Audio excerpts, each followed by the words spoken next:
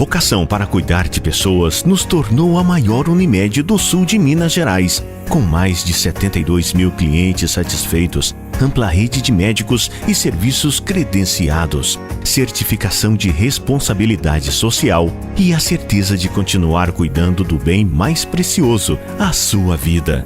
Cuidar de você. Esse é o plano. Unimed Sul Mineira, 26 anos.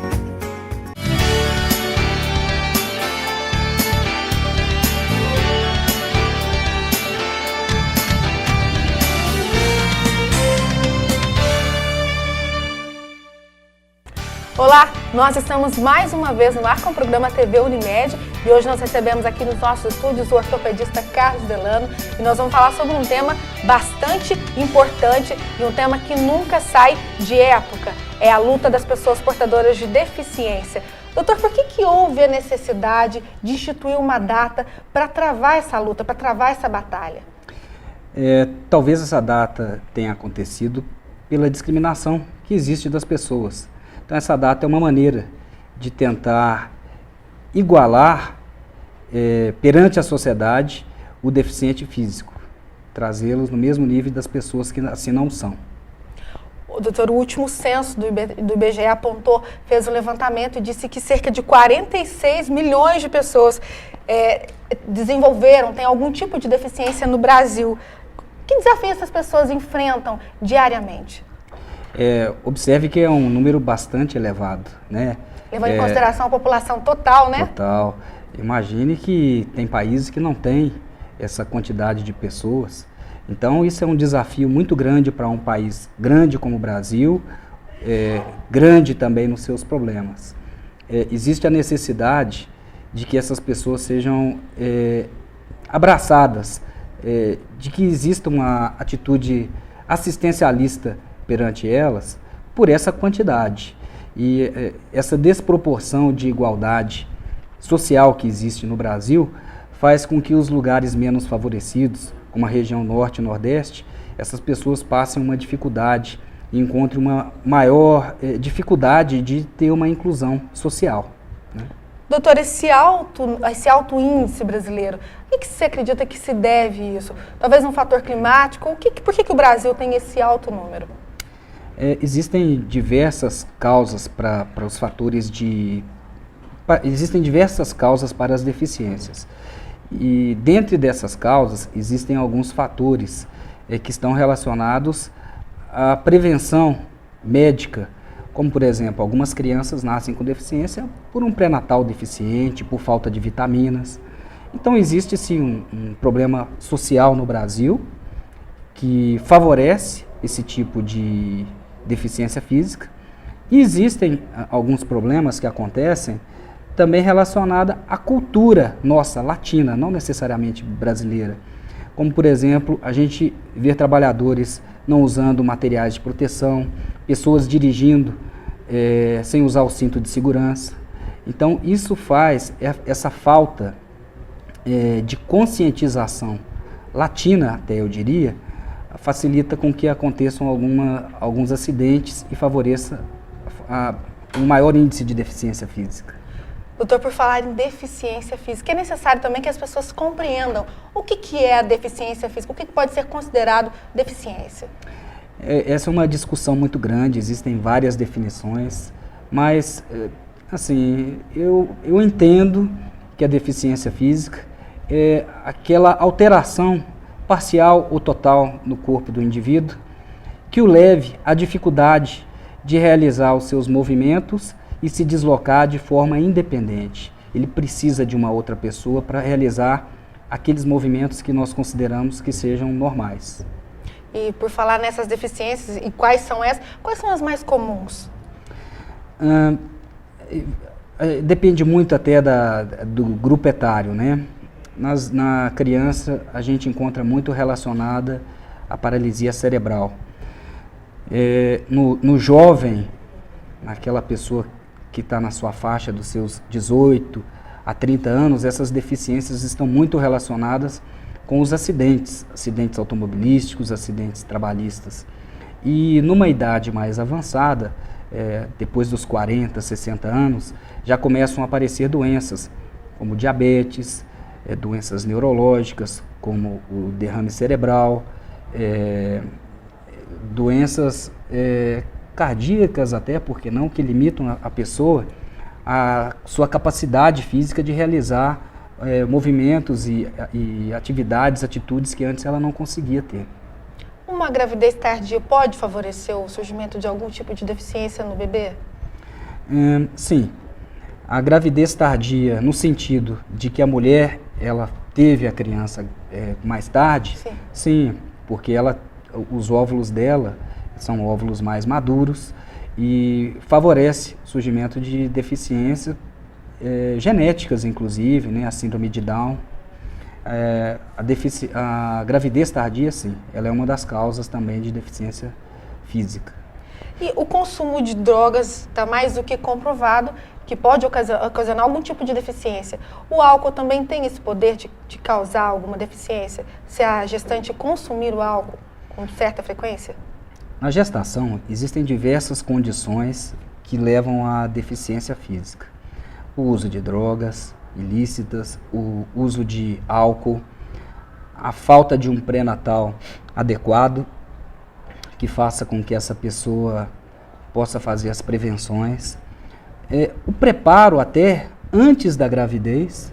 Claro, é muito importante que a mulher que está casando, ou que quer se programar para poder ter uma criança, que antes mesmo de engravidar, que ela procure se vacinar para prevenir as doenças que ela possa transmitir para o seu filho.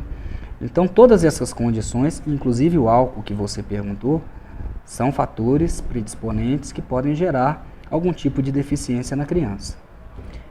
Se for identificado durante a gestação que existe essa deficiência, tem algum tipo de tratamento ou antes de nascer não é possível fazer nada, no sentido de trabalhar essa deficiência? Algumas dessas doenças, quando acometem a mãe na gravidez, também acometem a criança. É importante que seja feito um tratamento específico, mas muitas vezes esse tratamento está direcionado para a mãe e acaba favorecendo também a criança.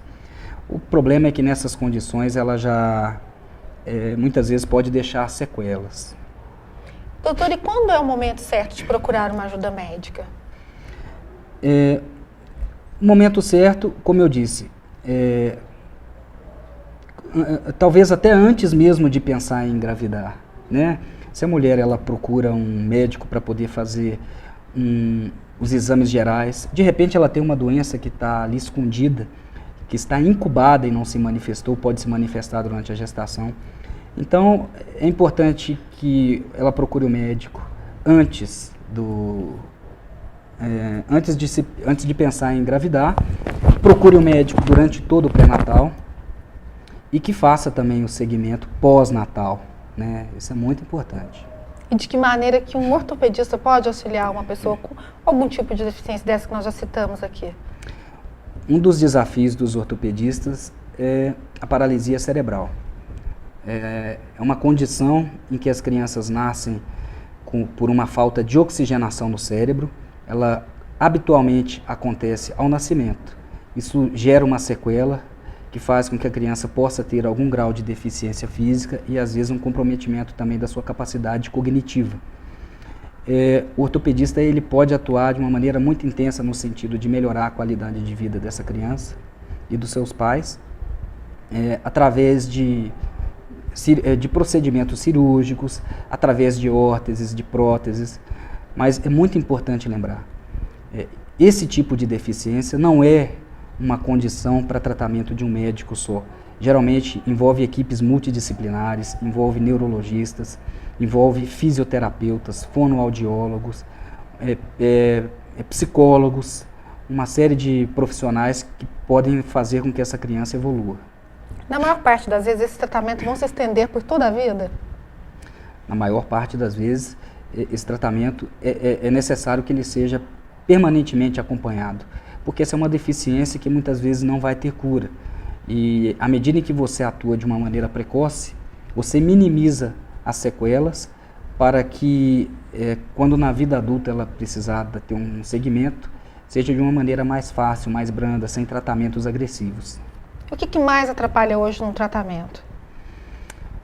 O que mais atrapalha a dificuldade de acesso aos profissionais, a dificuldade dos pais em muitas vezes entenderem o problema real, de participarem ativamente. Não é fácil ter uma criança com deficiência. Existem pais, alguns se entregam completamente e outros não participam completamente.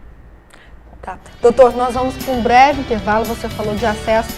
Assim que a gente voltar, a gente vai falar sobre acessibilidade. Não saia daí, nós voltamos já já.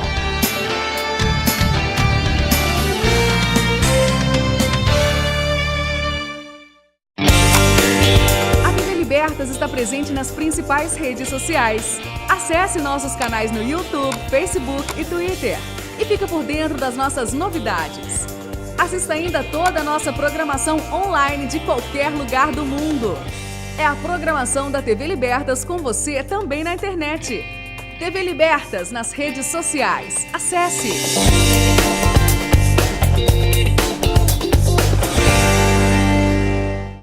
Juntos no combate à dengue. Você e a água não podem ficar parados. A dengue mata. Faça a sua parte. Não deixe água acumulada em pratos e vasos. Guarde os pneus em locais cobertos sem resíduos de água. Mantenha as caixas d'água, poços, latões e filtros bem fechados. Esvazie garrafas e coloque-as de cabeça para baixo.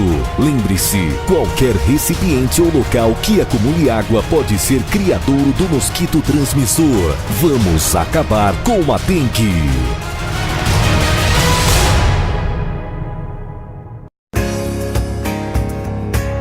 A vocação para cuidar de pessoas nos tornou a maior Unimed do sul de Minas Gerais, com mais de 72 mil clientes satisfeitos, ampla rede de médicos e serviços credenciados, certificação de responsabilidade social e a certeza de continuar cuidando do bem mais precioso, a sua vida.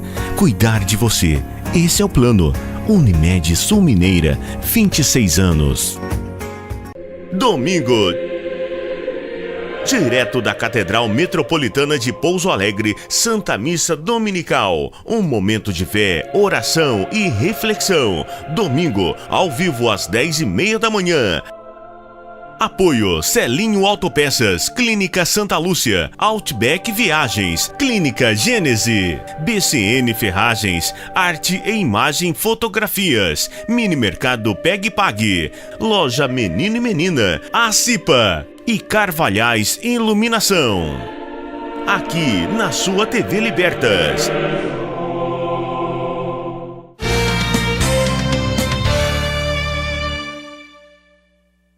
Nós estamos de volta e agora nós vamos começar falando sobre acessibilidade. O que você tem ouvido dos pacientes? Como é que é essa situação? Não só de Pouso Alegre, mas a situação de um modo geral. Acessibilidade é um problema complicado. Por muitos anos o Brasil não foi um país que favoreceu o deficiente. Então nós estamos correndo atrás de uma coisa que deveria ter sido feita há muito tempo. Então a acessibilidade é um problema que não existe apenas em Pouso Alegre. Isso é um problema geral, com dificuldades de acesso, com cadeiras de rodas, escadas onde deveriam haver rampas. Então, falta uma política gerencial em que induza os novos prédios que estão sendo construídos a terem isso.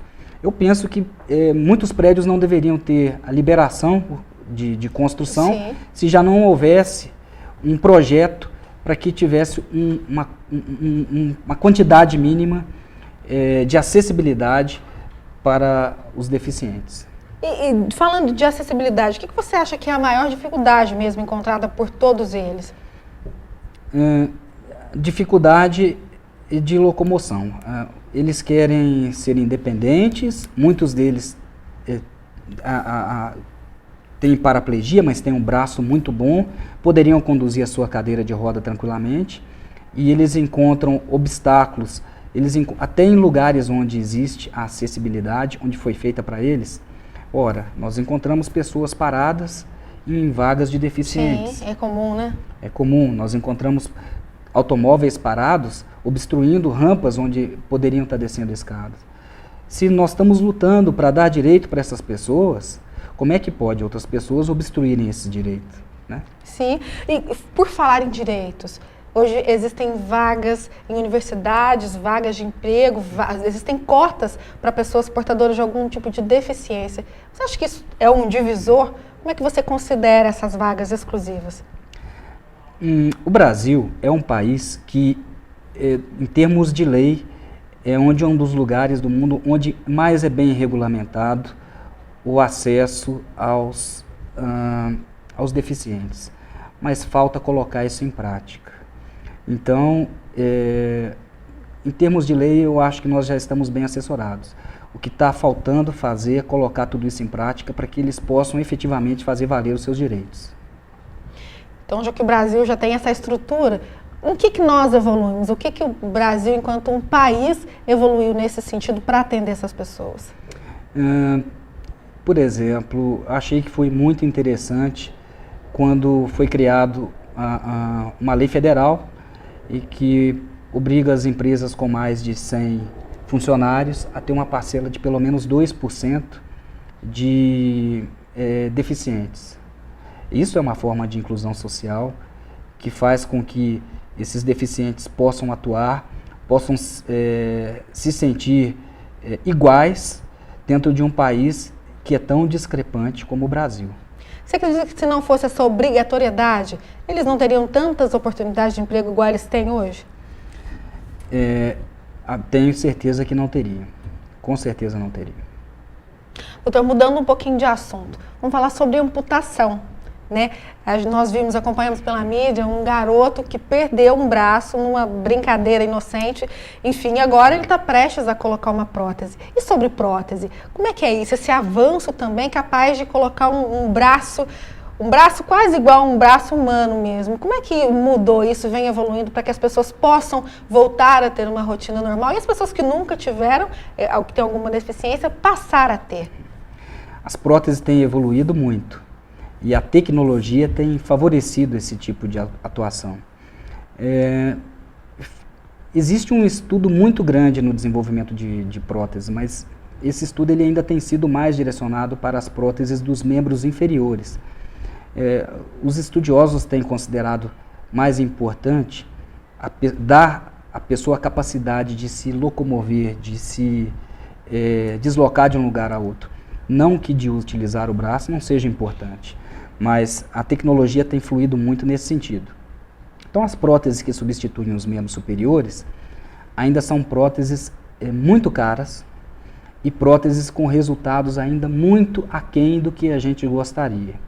Diferentemente das próteses de membros inferiores, que também são caras, mas comparativamente não são tanto, são próteses mais leves, próteses que dão uma capacidade de mobilidade muito grande ao indivíduo. Gostaria de comentar a respeito do exoesqueleto, que é um tipo de prótese que já existe, já uma revista nacional já publicou. É interessantíssimo, esse exoesqueleto ele é capaz de dar mobilidade a uma pessoa que não caminha, e ele já é acessível, no Brasil ainda não.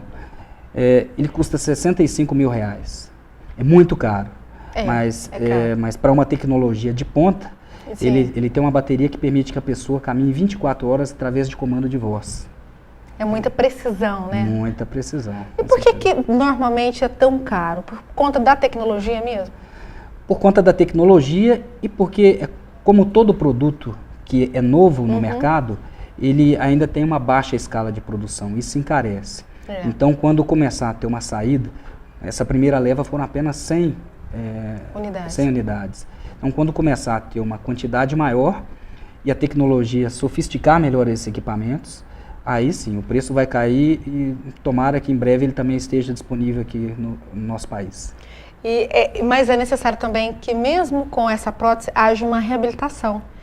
Sim. Como é que funciona essa reabilitação? Do que esse paciente necessita? Esse paciente ele necessita especialmente do fisioterapeuta. O tratamento orientado pelo ortopedista, algumas vezes pelo neurologista, quando existe um trauma, mas o fisioterapeuta ele tem um papel primordial. É importante que o fisioterapeuta seja capacitado nessa área, existem também fisioterapeutas para cada segmento.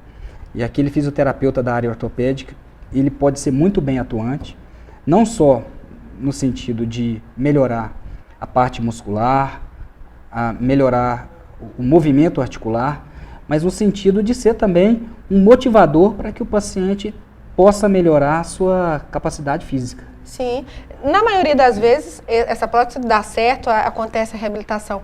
E quando acontece de não dar certo, qual que seria o motivo mais comum? A adaptação do paciente não é fácil. Se for, por exemplo, uma deficiência física por uma amputação, existem as chamadas dores fantasmas. Então, ele pode, de repente, ter uma dor no coto de amputação, uma sensibilidade, ele acha que ainda sente a perna, o pé dói. E a adaptação do paciente à prótese é um dos fatores que dificulta a sua reabilitação. Outras vezes também, porque não é possível protetizar esse paciente. Dependendo do tipo de lesão que ele tem, a prótese ela não se adapta, ela machuca, ela incomoda. Então, existem situações muito particulares. Doutor, para quem tem condições, a prótese é uma boa alternativa. E em relação às células-tronco, existem pesquisas em andamento, elas são uma esperança para essas pessoas? A célula-tronco é uma esperança importante, sim. Esses pacientes, eles estão evoluindo com... existe, na verdade, estudos a respeito de células-tronco e existe a expectativa de que daqui a alguns anos eles possam nos trazer excelentes resultados, mas nós precisamos pôr o pé no chão. Sobre esse aspecto, ainda é mais uma promessa do que uma coisa prática do nosso dia a dia, assim como foi com o laser há alguns anos. Só para se ter ideia, a respeito daquela ginasta brasileira que se acidentou nos Estados Unidos, ela foi operada com célula-tronco. Foi o primeiro caso de célula-tronco autorizado nos Estados Unidos, sem que ainda houvesse uma pesquisa comprovada de que vai ter um resultado. Olha como estamos distantes disso Sim. daí. Então, talvez os netos dos nossos netos possam pegar esses resultados. Possam colher desses frutos, né? Doutor, e como é que as pessoas podem conviver com essa realidade? Hoje nós já falamos de dificuldades, nós já falamos de leis, de regulamentações. Como é que as pessoas, os familiares, devem aprender a conviver com isso? Com quem tem alguma deficiência em casa? Como lidar com isso? Como que a gente tratar essa pessoa de igual para igual? Acho que não deveriam, inicialmente, acho que não deveria haver um Dia Nacional da Luta contra a Deficiência, porque se tem uma data dessa forma é porque já existe uma discriminação, existe uma necessidade de estabelecer uma data para que eles fossem respeitados. Eu acho que uma pessoa com deficiência ela deve ser tratada com carinho, com amor. É preciso que ela seja entendida nos seus aspectos físicos, nos seus aspectos emocionais. E o tempo todo essa pessoa ela precisa estar sendo motivada, orientada e, se for possível, essa pessoa deveria ter acesso a todos aqueles profissionais que eu comentei para que ela pudesse evoluir de uma maneira favorável. Qual a diferença que você listaria aqui? Uma pessoa que consegue ter um acompanhamento médico e uma pessoa que, de repente, não teve por algum motivo? Porque é necessário também haver uma aceitação, né? Sim. A dificuldade de acesso ao médico pode acontecer por vários motivos. Pode acontecer pela região do país em que a pessoa se encontra, pela dificuldade de especialista.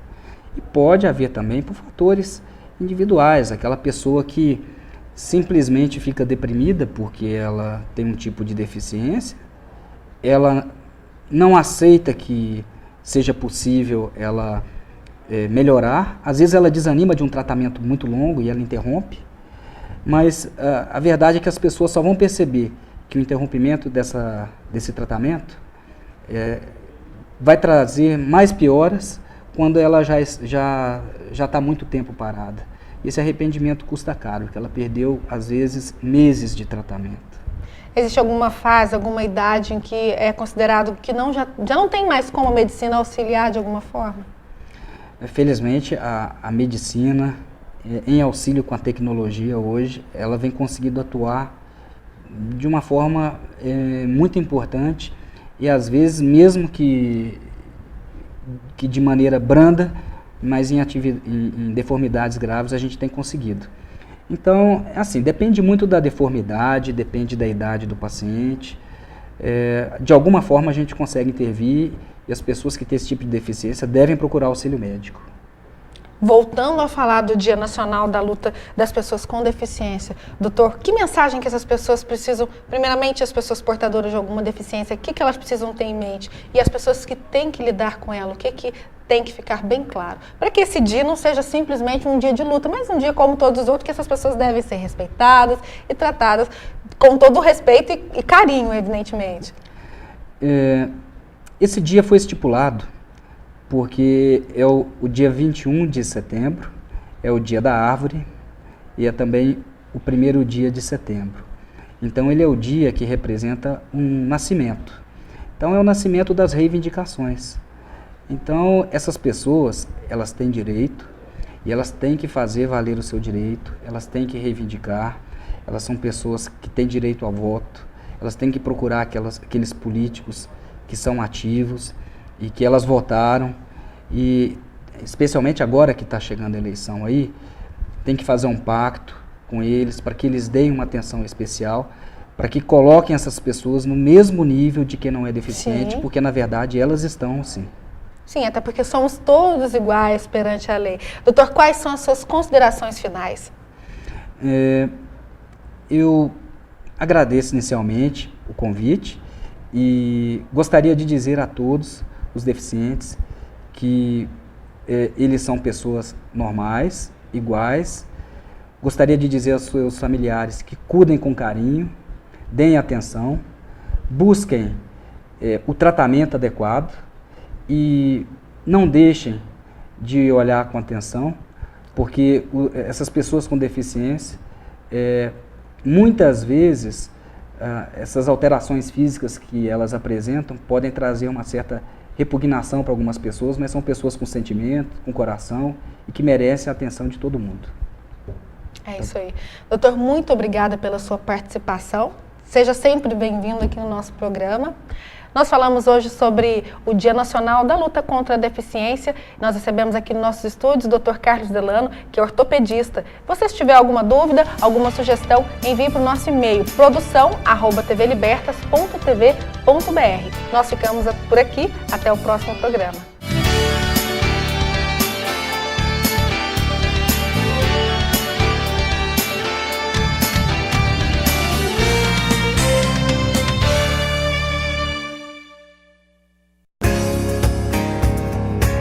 A vocação para cuidar de pessoas nos tornou a maior Unimed do sul de Minas Gerais, com mais de 72 mil clientes satisfeitos, ampla rede de médicos e serviços credenciados, certificação de responsabilidade social e a certeza de continuar cuidando do bem mais precioso, a sua vida. Cuidar de você. Esse é o plano. Unimed Sul Mineira, 26 anos. Está presente nas principais redes sociais. Acesse nossos canais no YouTube, Facebook e Twitter e fica por dentro das nossas novidades. Assista ainda toda a nossa programação online de qualquer lugar do mundo. É a programação da TV Libertas com você também na internet. TV Libertas nas redes sociais. Acesse!